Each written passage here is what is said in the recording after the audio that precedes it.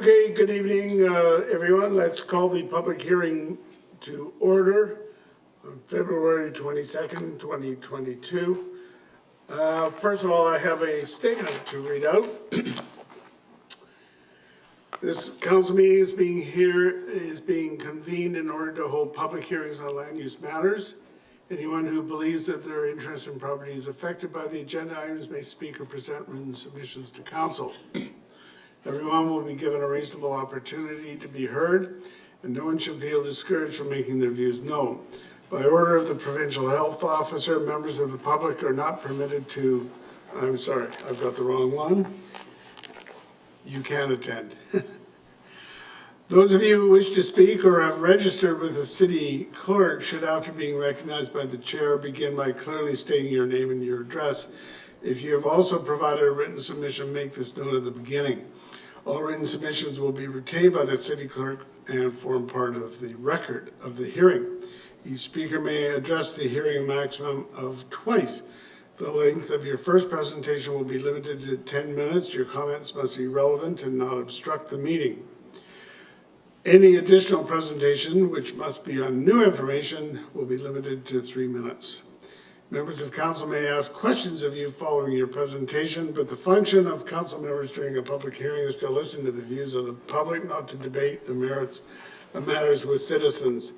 Any debate by members of council will occur at the subsequent vote. The order of proceedings for each item will normally be as follows. Firstly, the clerk will briefly describe the matter under consideration. The applicant or their agent will be invited to make a brief presentation of up to 10 minutes. Then the city clerk will identify any written submissions received. Oral submissions from the public will then be heard, and further written submissions, if any, will be received, and then the hearing will be closed and matters may be considered. So please observe these rules, and if you have any concerns with the manner in which the hearing is conducted, direct your comments to the chair. So Mr. Clerk, first item. Thank you, Worship. Item number 1 is Richmond Zoning Bylaw 8500, Amendment Bylaw 10303, RZ 21-930446. The location is 11320 Williams Road. The applicant is Habib Samurai. The purpose is to rezone the subject property from the single detached RS1E zone to the compact single detached RC2 zone to permit the property to be subdivided to create 2 single family lots with vehicle access from the rear lane. First reading was on January 10th, 2022. So is the applicant here? Have we heard from the applicant? Yes, Your Worship, they are on Zoom. All right, to the applicant, Mr. Samari or agent, do you wish to make a presentation or just await questions?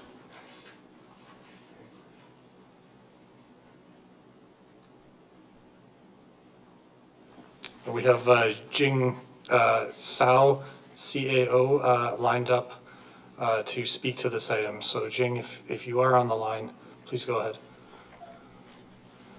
I just represent the 6531 Francis. I just one. here for answer the questions.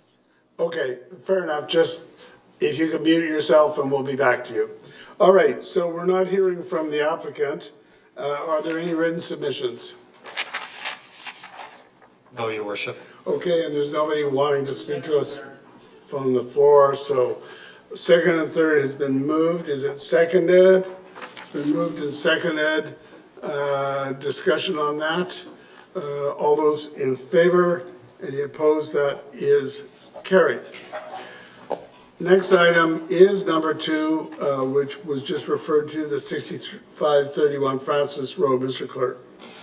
Yes, number 2 is Richmond Zoning Bylaw 8500, Amendment Bylaw 10332, RZ 19-878165. The location is 6531 Francis Road. Applicant is Sao Construction. Purpose is to rezone the subject property from the single detached RS1E zone to the arterial road 2 unit dwellings RDA zone to permit the property to be subdivided to create 2 duplex lots with vehicle access from Francis Road. And first reading was January 10th, 2022.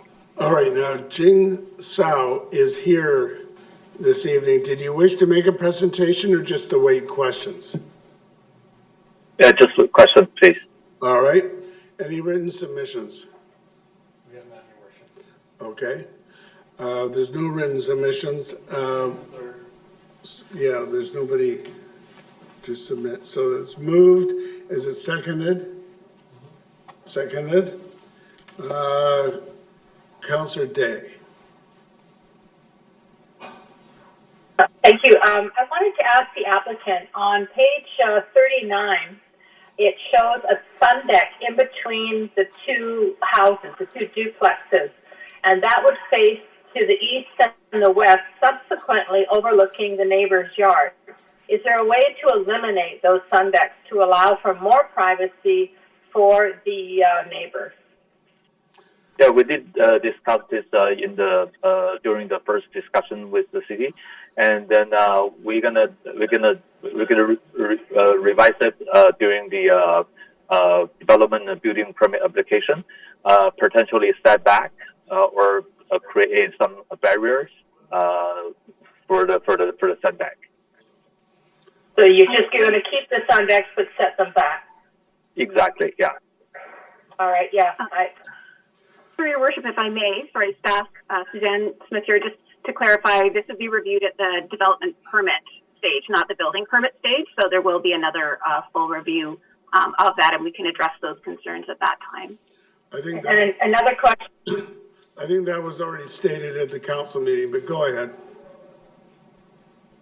Councillor Day. Yeah, okay, so the other concern that I have is parking. There's one parking spot for 4 houses. That doesn't seem near enough. Is there alternative parking? You're talking about one We visitor do have a spot. One visitor spot. One visitor, yes. Yeah. Yeah, we just have one visitor spot, but we do have 2 full parking garage for each unit. So totally, we're gonna have a 8-car garage. Yeah, I'm not a fan of these vehicle courtyards where 4 double garages all face the same. I toured one that's just been built just the other day, and I think they're too crowded, and I think it's an accident waiting to happen. So I won't be supporting this. All right, so we're going to call the question. All those in favor? Those opposed? It's carried with Councillors Day and Wolf opposed. Next item, Mr. Clerk. Thank you, Your Worship. Item number 3 is Richmond Zoning Bylaw 8500, Amendment Bylaw 10340, RZ 21-934283. The location is 8720 and 8740 Rosemary Avenue. The applicant is Parkland Properties.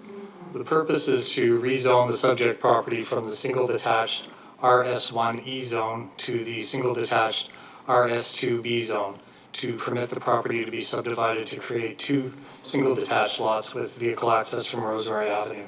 And first reading was January 24th, 2022. All right. So, on this one, my notes say that Khalid Hassan, who is the applicant, is here with us tonight. Are you there? Are you here?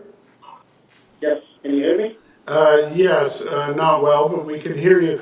Do you want to make a presentation or just await questions? I'll wait for any questions that All right. you have.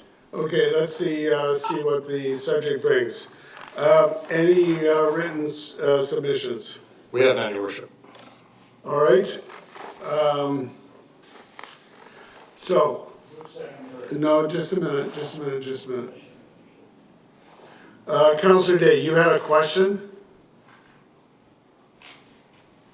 I just wanted to ask Mr. Hassim, I think it is, on page PH53 of our package, it states that there's going to be a 2-bedroom suite in each one of the houses. Is that correct?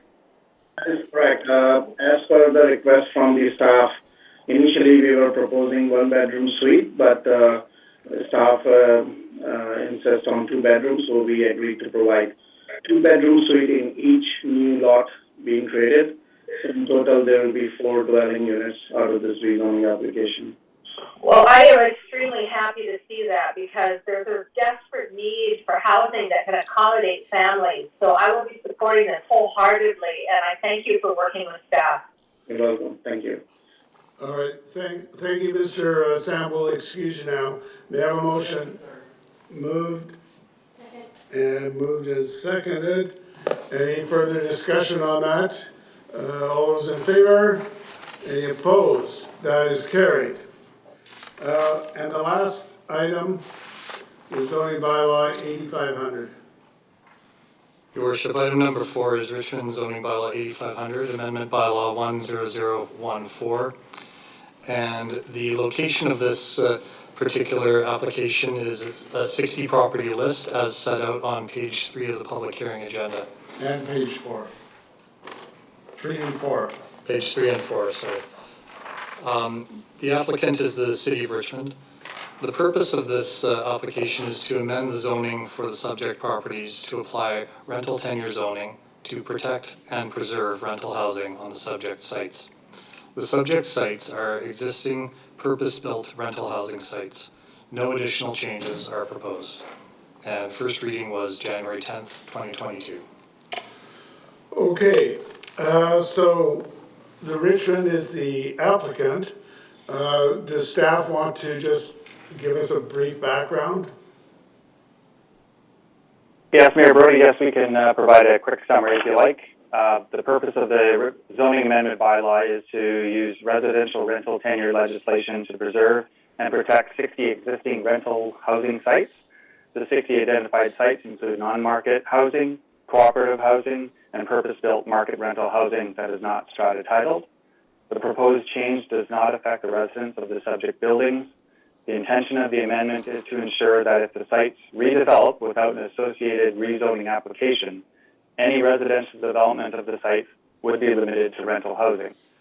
Staff consider the use of rental tenure legislation as the strongest tool available to council to preserve and protect existing rental housing. And staff are available to answer any questions. No, just answer, if you could just answer one question for me. It's actually for the people who have been writing in, because many of them are concerned, who are in these rental units, that they are going to have to move. So can you just emphasize what is the nature of what we're doing here? Yeah, through your worship, I guess the simple answer is there is no impact to existing residents. They are not being asked to move. They can continue on as is. The impact is really an additional regulation to zoning, which would restrict those sites to rental only. If they were to redevelop without a rezoning amendment, it would have to be rental only. All right, Councilor McNulty, did you have a question of this? Yeah, I just had a question of staff. I think I'd like to have staff enunciate a little bit more on, after we do this, what the intent is and how it is. Correct me if I'm wrong, through your staff, all of these buildings have been rentals since day one. Is that not correct? That is correct. And some of them have been rental for 50 years. That is correct, several decades. Okay. I think, we get the comments that it's going to devalue their property. It's not going to devalue it, in my opinion. I think in terms of redevelopment, I think we need to explain to them that the property can be redeveloped, but it will be 100%. And it may not be redeveloped necessarily with the 1, 2, or 3 stories that exist today. Somebody may come along and say, I want to put 5 stories on there. That still would be rental and would increase the value of the place, would it not?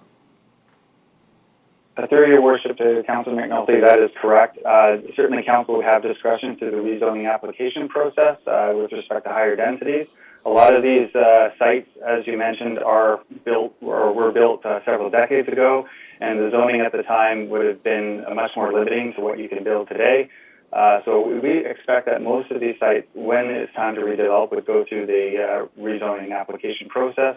We do have an OCP policy that does restrict these sites to rental only as well, and does request a one-for-one replacement to be at a lemur rate, and then the rest could be market rental units. So by doing this, it not only preserves the most valued stock that we have in terms of rental, because there's very, very little rental around, and to be quite frank, we're in a tremendous need throughout the whole Lower Mainland. And I guess my next question is, are these the only sites that we're going to look at I know at this time we are, but is there an opportunity to look at other sites in Richmond later if this is put through? Through your worship, to Councillor McNulty, certainly we will look at using rental tenure legislation on other sites as part of our upcoming OCP review. I should mention too that we use rental tenure legislation for new market rental sites that have been approved by council, and so it is a tool that we're already actively using. This is used to preserve and protect 60 existing rental sites. No, I appreciate everything that staff have done, because there's over 4,000 sites in a lineup a mile long to get rental anywhere in the Lower Mainland, never mind Richmond, and Richmond only be one of them, so I think it does protect it. I'm looking forward to when we see the OCP, your worship, and we can dovetail this into the OCP and see if there are some other areas that we would look at as well. Thank you. Thanks, staff, for the report. All right, so we're now asking questions of staff. Councillor McPhail. Thank you, Your Worship. And just following up along Councillor McNulty's line of questioning, we've had some questions from members of the public about perhaps this is too restrictive. But for example, if someone had a very interesting application where they proposed, say, commercial on the ground floor and rental on the upper floors, that still may be possible. There would be a process, though. Could you explain what that process would be? Through your worship, to Councillor McPhail, one thing I'd like to stress is that this is for residential rental tenure only. It wouldn't impact commercial or non-residential uses. So if a site actually allows commercial uses under the existing zoning, they could continue to do so. If it is a rezoning application that involves non-residential, then that can certainly be considered at the discretion of council. Well, thanks for that clarification. And I guess the point I was trying to get at is that this does not cut off people's opportunity to rezone and to rezone for something different. It just would be a process to do that. Thank you. Councillor Liu. Thank you, Your Worship. My question was along the same lines as Councillor McPhail. So not only are we codifying our existing policies, but we have to simplify it for potential developers and people looking to do something new or different. So now they know that the residential portion has to stay rental residential, but as Councillor McPhail said, if you're going through the rezoning anyway because you want more residential rental units, you can also come forward with different ideas or questions if you're trying to get things like a daycare, coffee shops, different commercial zones. Even if it's not currently zoned, those are things you could ask for as part of your development proposal. Correct? Through your worship, Councillor, that is correct. Yes, that okay, can certainly be considered. Councillor Day. Thank you very much, everybody. So I'm looking at the chart on page PH 113, and it states, as has been mentioned, that this will save 4,125 rental units from being torn down and turned into an investor's paradise. Instead, it could be an investor's paradise as rental tenure zoning in perpetuity for organizations such as the Canada Pension Fund, who are looking and actively have been buying properties that are rentals. Has staff reached out to organizations such as mutual funds or the CPP to ask them if they have anything to offer in terms of advice or whether they would be interested in these types of investments? Councillor, really, whether CMHC or Canada Pension Plan or anybody else is interested in buying the place is irrelevant. We're talking about land use. And the idea is that we have a rental property, a rental building now, and we want to preserve it as a rental building. And that's not to say we couldn't go through a rezoning. So whether all these organizations are interested in it, it really doesn't matter. So, can I follow up with my question, please?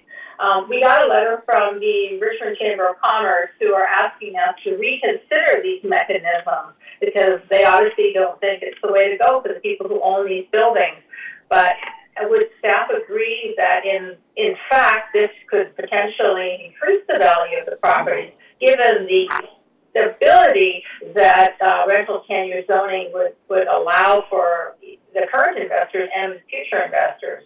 it is not up to staff to give an opinion about value. Okay, that's not their role. We're talking about land use. We're not talking, they're not appraisers. They can't tell us that. So we're going to carry on. Now, one of the guests. One other question then. Well, just a minute, just 1 minute.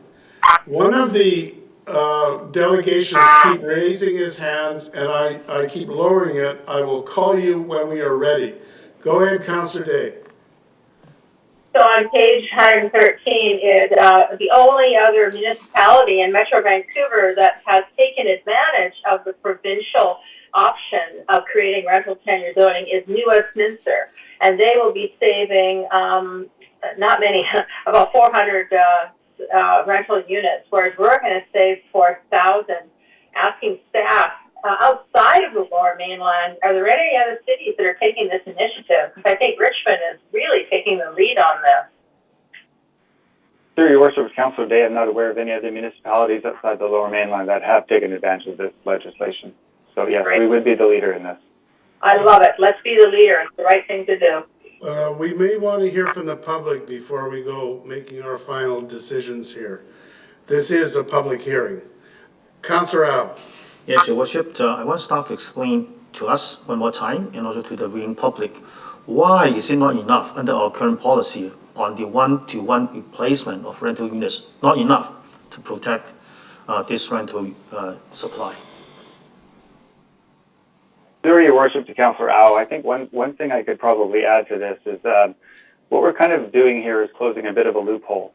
Right now, most of these sites will redevelop or go through a rezoning application process, and our OCP policies would stipulate a one-for-one replacement, and we would look at incentives to increase the amount of market rental in those situations.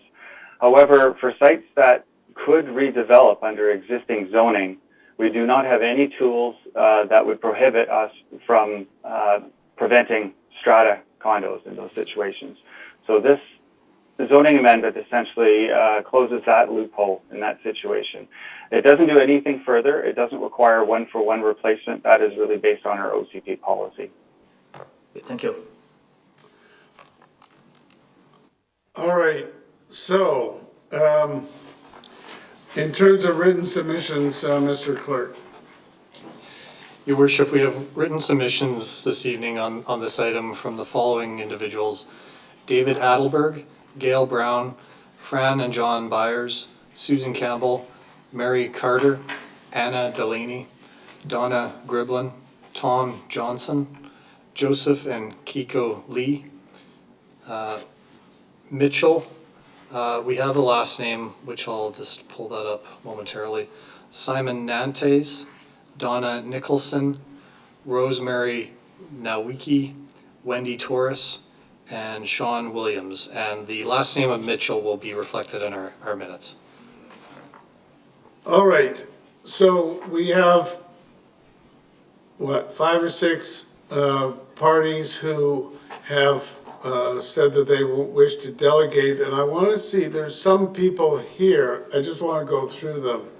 We've got Igor Pakimov, who I know is online. Gail Brown is online. Amelia Hu is online. Sean Williams is online. Yes? Okay, Sean Williams is, okay. Mr. Williams, please turn off your video until you're called.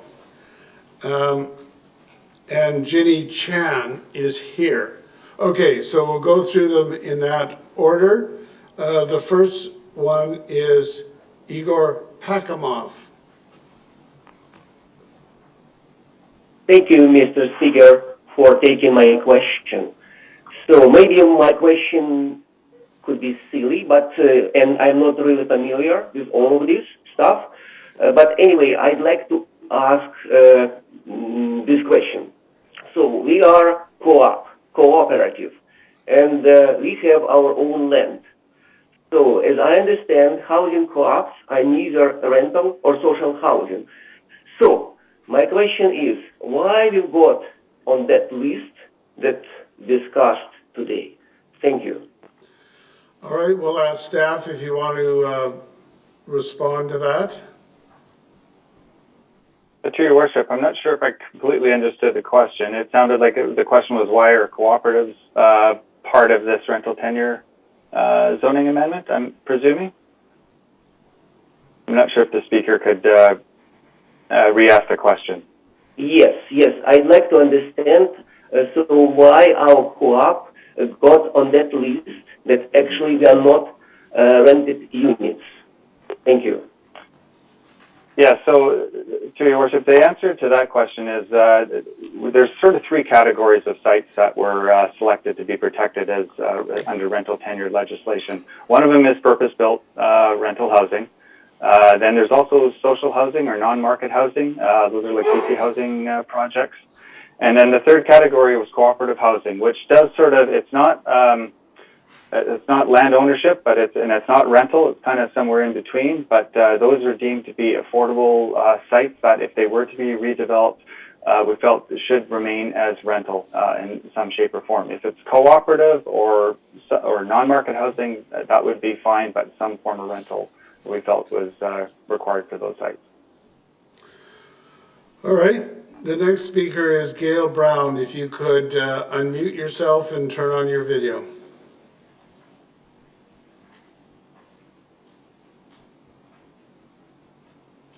Is Gail Brown there? I see your name there. Yes. Okay. Thank you, Mr. Speaker. I have submitted a letter. I don't know if anyone has reviewed it. I guess our concerns are I disagree with your statement that this bylaw does not devalue the property. I think that anything that you have purchased on an open market with no restrictions, as soon as you place a number of restrictions on that property, whether it's land or a car or anything, as soon as you've added a whole lot of restrictions to it, you have changed its value. And there doesn't seem to be any plan at the present time set out by the City of Richmond to define the process generally to everyone involved and how various different owners are affected. We are not developers. We're never going to be developers. We've had this property. My father bought it in the mid to early 70s. It's rental. It will remain that way. But as soon as you place a restriction on it, then you have changed its value. Okay, I'm going to ask staff to comment if they wish about how the owners are affected. Ma'am, I don't believe we've given you any opinion as to whether there's an increase or a decrease in value. What I said is we're not appraisers and we don't know. We're talking about the land use, and in this case, land use is for rental tenure. So Mr. Hopkins, did you have a comment? Yeah, I think the only thing I could add to that is we don't have any empirical evidence that this would either devalue or increase the value of your property. It is new legislation. We expect that there may also be interest from others that would be interested in rental properties and redeveloping rental properties. So it's a little too early to tell if there would be any negative impact to property values. May I suggest that when you don't know, that before you go ahead, you should know? All right. Thank you, From ma'am. the point of view of an owner, we don't really have any, you don't know whether it's going to increase or decrease it. You should know that. But anything that you own, that even if it's a car, and somebody all of a sudden says, well, you can't go here and you can't go there, then all of a sudden, whatever that is that you own, with those restrictions, it's devalued. And even if you don't want to go any of those places, you want the right to. And so there are certain rights that are associated with ownership, and it's those rights that are violated by your bylaw. All right, thank you. We have a question from Councillor Day. And is this a question of staff or to this delegation? If it's to staff, hold it, and we'll get to you later. Ms. Brown, it's to the delegation, Mayor Brody. Go ahead. Ms. Brown, are you aware that there is no restriction on your building for applying to densify it? In fact, Richmond is very supportive of creating more rental housing. Have you considered how that could potentially increase the value of your property?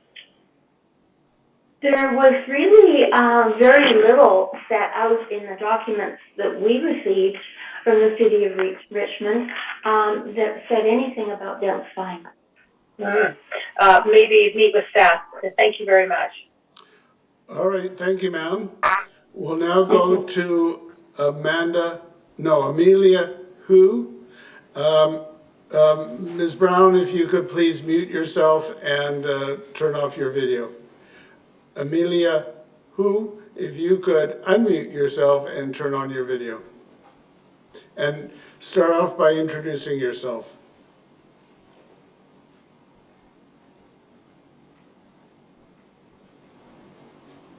Hi, good evening, speaker, because it's my first time to use it.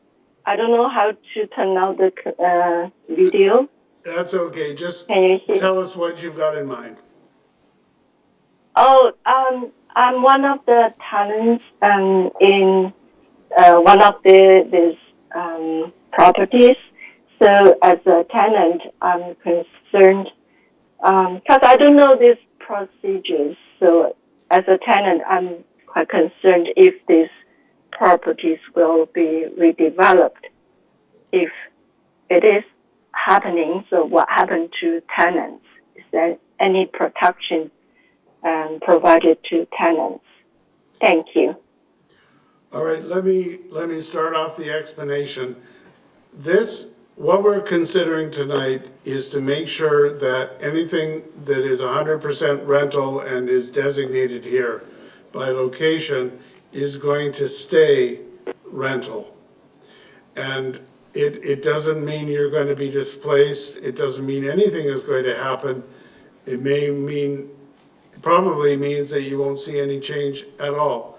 But the fact is that if the owners of the building go to redevelop it, it will stay as a rental building. There are policies in the official community plan and elsewhere that pertain to the displacement of tenants. There's provincial legislation on that as well, that talk about what happens if you want to displace a long-term tenant. That's not what we're talking about tonight. We're simply saying if you are rental property, you will stay a rental property. Okay? Thank you, ma'am. Next, Ms. Hu, if you could mute yourself. I will now go to Sean Williams.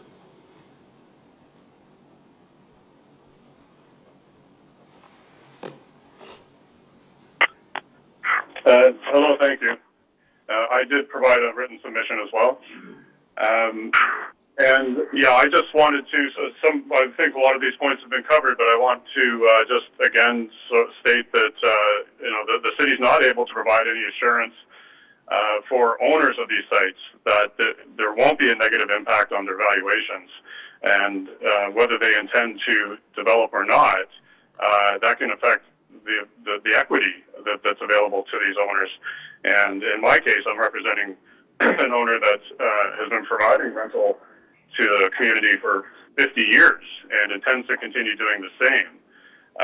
But there is concern that those restricting the land use can devalue the property. It's been pointed out as well that even in tonight's meeting, and as well in a conversation I had with one of the city planners, that in all likelihood, for at least the case, the properties I'm representing, which is 6800 Westminster Highway and 6051 Azure Road, any potential financially viable redevelopment would in all likelihood require rezoning. So the placing a land use restriction on the site may devalue the property, and yet it doesn't seem to have any practical benefit to providing or saving rental stock, because any redevelopment would in all likelihood require going through the rezoning process, and that's where the applications could be considered or guided. I'll ask a question of John Hopkins, if you could clarify. Is it so that what we're talking about here, these properties, this is outside the rezoning process? So if there is a rezoning involved, there are other policies where you have to replace one for one and the like that will take care of this. We're talking here of the situation where there's no rezoning involved. Is that correct? That is correct. All right. So thank you. So the last delegation is Ginny Chan, who is here with us tonight. Who is that? Ginny Chan? Come on up, stand up, and the clerk will show you where to sit. Start off by introducing yourself and telling us what's on your mind. Yes.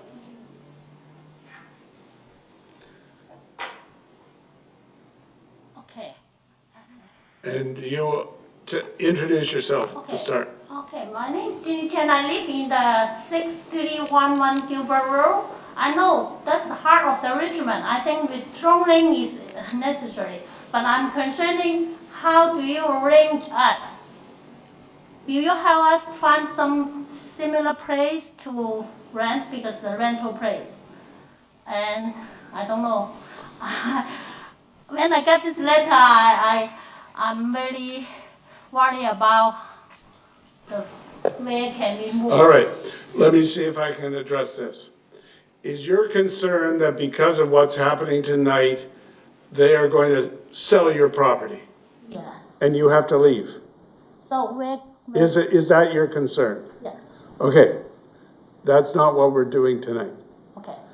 What we're doing tonight is to say with these certain properties, there's 60 of them, that if there is a redevelopment of the property, it has to stay as rental property. Yes, Okay? but when they build a new building, where do we live temporary? If they go through that process, we will deal with that at that time. But from your point of view, you can be comfortable that your property is rental now, yes, and it's going to stay that way. It's just that simple. Roughly how many years? Well, until the owner decides they want to do something. Because I'm senior, Well, okay. so maybe I can't go to the senior's house. It could be never. It could be soon. But the point is, it's going to stay rental. Okay, I see, but All right. I don't know how long I will have to wait. Okay, thank you. All right, now, Councilor McNulty, is your question for this lady, the delegation? No, it is of staff. Okay, so just a minute. Thank you, we will excuse you now. Okay, thank you. Thank you very much for coming tonight. You can go and have a seat. All right, so, Councilor McNulty, you have a Yeah, question? could I follow up on that, Your Worship? And could I ask Mr. Hopkins to explain how we do things if we were to redevelop that lady's property? Okay, we would ask the developer, first of all, to find homes for everybody in that property, wouldn't we not? They would go and move somewhere else and then when the building was rebuilt, they would have first course to come back to that building. Is that not our process? I think that has not been explained enough, if you wish, or at all.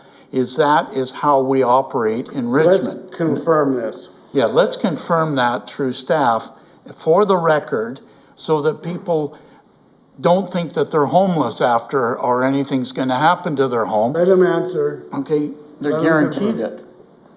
Go ahead. Through your worship, Councillor McNulty, yes, there is a detailed tenant relocation policies in our official community plan that do exactly what you said. Those tenants would have right of first refusal. They would also be paid so many months rent if once they're moved out. So yes, they would definitely be taken care of. So they would have their home after a period of time but come back to a new home. That is correct. Good, thank you. I think that was missing, Your Worship. Thank you. Yes, thanks for adding that in. Councillor Day. Thank you. Mr. Hopkins, is there a reason that we didn't add this information to the letter that went out to all these renters? I mean, the tenant relocation process has a long history of having huge success. Why would we not have told people that when this letter went out? Through your worship with Councillor Day, I guess the primary reason is that wasn't the purpose of the bylaw amendment. It had nothing to do with tenants being relocated. Certainly, I guess sending out over 4,000 notices to tenants, maybe it does require a bit of explanation of why we're doing that, but it certainly was not on the table to be looking at redeveloping any of these sites. So it was meant to just be the notice for what the bylaws are being considered for tonight. Yeah, just follow-up question, Mayor Brody. I think we dropped the ball on this one, and I'll tell you why. While we understand rezoning and rental tenure and all that, the average person, as Ms. Chen just indicated, has no idea what that means to her. She's a senior, and she doesn't want to have to move.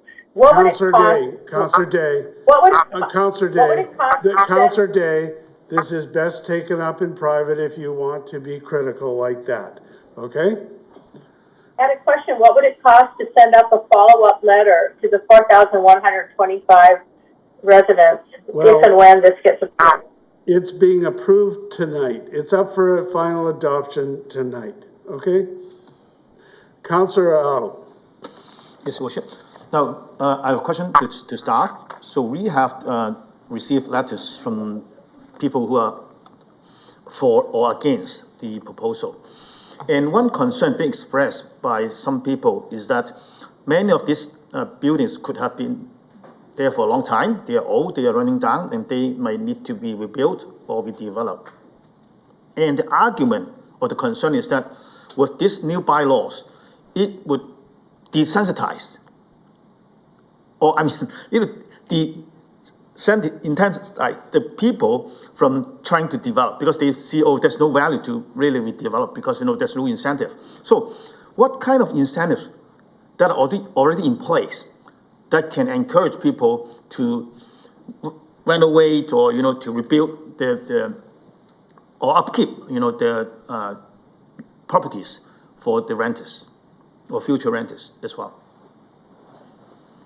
Through your worship to Councillor Au, certainly the bylaws in front of you don't deal with incentives directly. They're applying rental tenure zoning to these properties, but through the redevelopment process, we have a number of incentives that we would use. I mean, I guess to begin with would be density bonusing. We would begin with looking at the official community plan, what is allowed on that site with respect to density. We would look at density bonusing potentially. We would also look at parking reductions and any fee reductions, if possible, to incentivize for more market rental for those sites. So it would be dealt with on a case-by-case basis. Good, thank you for that clarification. All right, Councillor Hobbs. Thank you through the chair.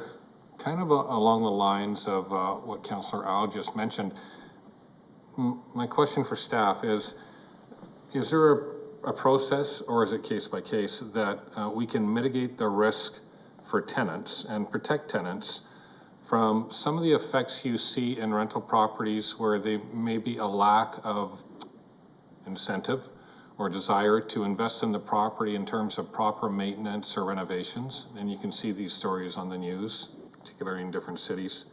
So do we have a process other than a case-by-case process of how we'd mitigate those negative impacts of lack of investment, lack of renovation, lack of maintenance? Anything beyond case-by-case? Thank you. Well, through your worship to Councillor Hobbs, we do have and I can't remember the name of the bylaw, but it's a property or maintenance bylaw that would have minimum standards for rental buildings. So that would be adhered to, and our bylaw staff would certainly manage that if there's any issues with buildings or the site.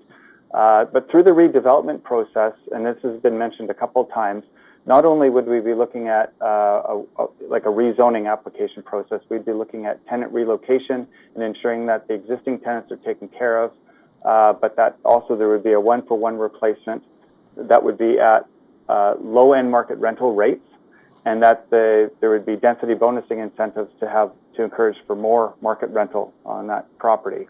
And that's where we would use incentives to try to increase the number of market rental units. Sure, and I understand the redevelopment process. I think that part probably takes care of itself. Just a last comment is, I think the concern I'm talking about is when there is no redevelopment and you've got a 40 or 50-year-old building, so it's about maintenance and it's about renovation, it's about upkeep, so that you don't end up with a situation. And maybe that's something that we can look at down the road, since if this gets implemented, there might be another part, to deal with maybe the unintended consequences. Thank you. Okay, so let's see now. So we've had submissions from the floor. I'll ask for council consideration on the amendment. 114 to incorporate the 8 additional properties being moved. So that's moved and seconded. Further discussion on that? All those in favor? Any opposed? That is carried. Action on the third to 114. Okay, so it's moved and seconded. Any further discussion? All those in favor? Any opposed? That is carried. Move adoption of amendment bylaw to 114. Okay, so the moved and seconded. Any discussion? All those in favor? Any opposed? That is carried, and we are now adjourned. Thank you.